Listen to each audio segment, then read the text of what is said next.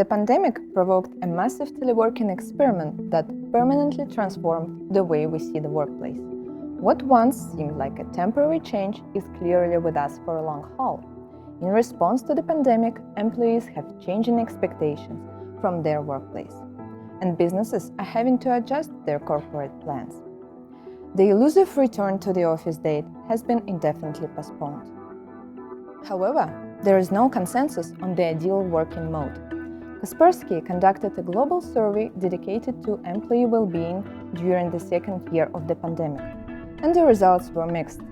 There was an almost equal split between people who felt more comfortable working remotely and those who felt exhausted and lonelier without office interactions. What should companies do about it? Is it possible to find a solution that fits employees' needs and allows them to maintain a high level of productivity in the long run? Today we speak to Kaspersky executives and employees to find this out.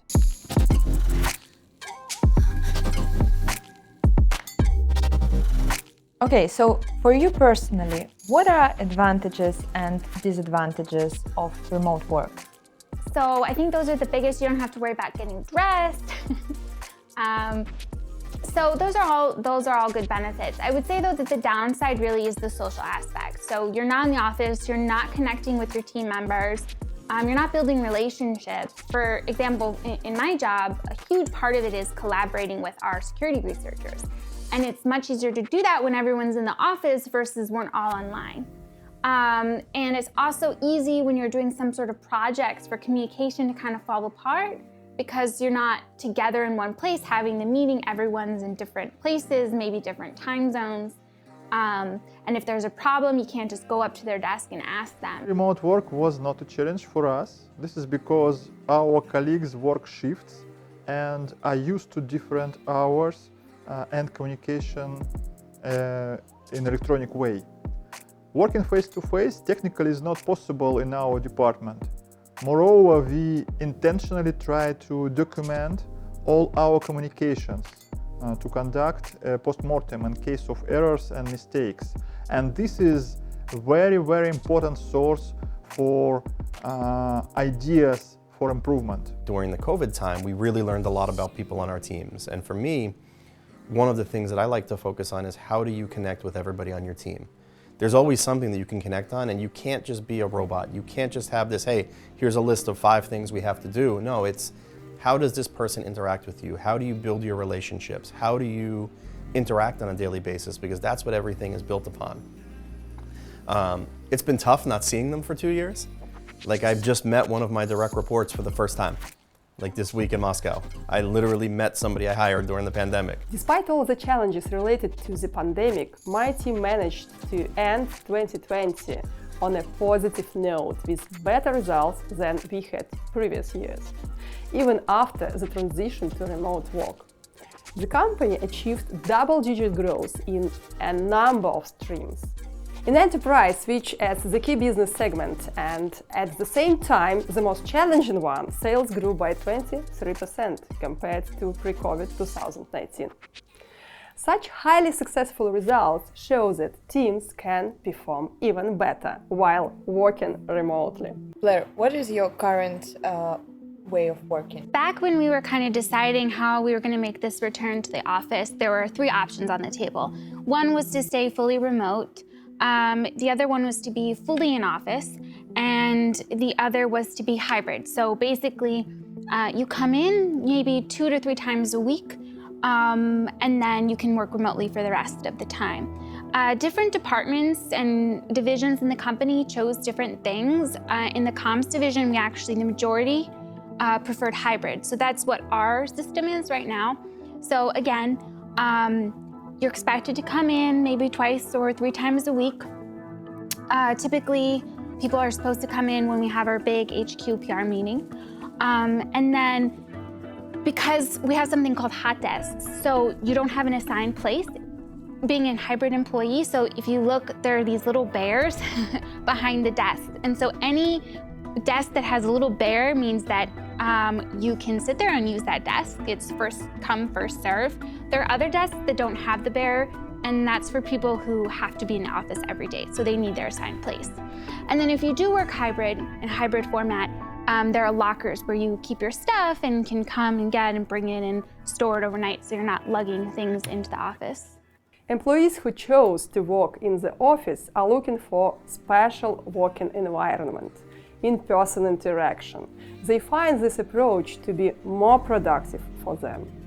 Many of them did that also because being in the office helps them to switch between work and life modes. At the same time, half of my team chose to work remotely. In most cases, these employees work in the international teams. Their colleagues are based in other countries. I'm in the hybrid work team, and I will explain you why. Before all lockdowns, I used to work in my office, and colleagues kept coming in. Sometimes they came with important and time-sensitive questions, but sometimes they came to me just for a positive feedback, for the human touch. I'm lucky to have high emotional intelligence, and I value my ability to listen to colleagues and their ideas. However, let's be honest, I had to sacrifice time to solve my work tasks, tons of unread emails, dashboards, reviews, reporting. Shifting to the remote work helped me to organize that work processes. So I started to work more on these tasks and, as a result, be more productive. How do you feel returning to the office after the remote work period? I have mixed feelings about it. I really didn't miss doing the commute. It's just I live very far away. I mean, not very far, but it's at least an hour, whether public transport or taxi, so I did not miss that. I also prefer having my place and my spot versus the hot desk. Also, apparently, as I learned recently, where I normally sit is very popular. So my previous spot is very in demand. It has been really nice though, seeing everyone and talking to people in person. And we had new team members come on board during the pandemic, and we didn't get to meet them in person. So now we're finally having that chance, and so that's nice.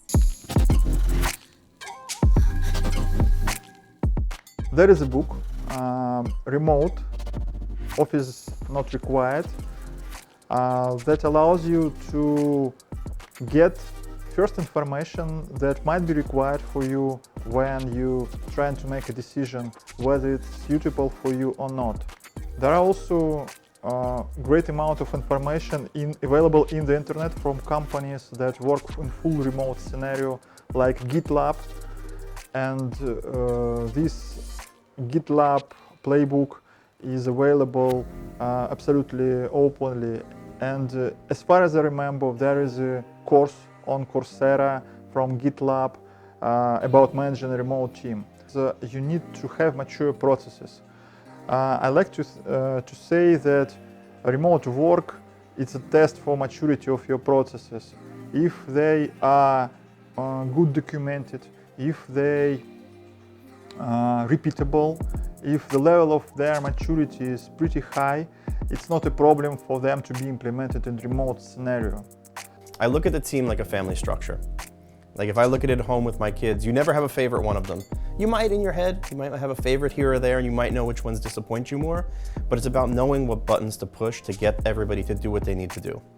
And that's, the part that's the hard part about management, because you can be somebody who's overly aggressive and always be the stick that's trying to beat somebody down, but I don't like that way. It doesn't work in the long term.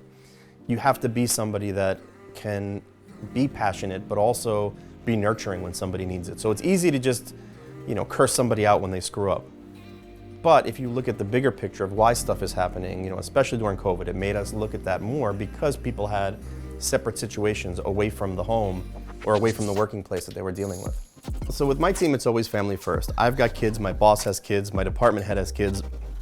A lot of people on my team have kids, and stuff comes up with them. They get germs, they get sick, they have to go to doctors. I'm not gonna kill somebody if they have to go and get something done with their kids or get something done by their family. So a lot of times, I'll tell people, leave if you have to, just get your work done. You've got 24 hours to get 8 hours of work done. I don't care when they're done, just make sure you hit your, what you need to get done. Get your crap done. See, I'll be PC. Told you I wasn't gonna curse. During the new virtual environment with no physical contact, It's especially important to create and support a healthy organizational culture and to ensure the positive mental health of my employees. For example, I established regular online team meetings not only to share work progress, but also to provide opportunities for us to support one another. During these meetings, it's possible to invite voluntary discussion of personal matters where appropriate. Together, we would focus our attention towards supporting individuals instead of the formal agenda. Also, it's a great idea to set up monthly informal virtual dinners, where everyone can talk in a relaxing atmosphere about how they feel. It's highly important to build and support connections with people so they feel motivated, empowered, and even needed. We hope that Kaspersky expertise and recommendations have been helpful for companies looking to effectively organize and establish their work policies in ways that fit their employees' expectations. Get more insights about employee well-being during the second year of the pandemic at the link in the video description. What is the best format of work for you? Let us know in the comments.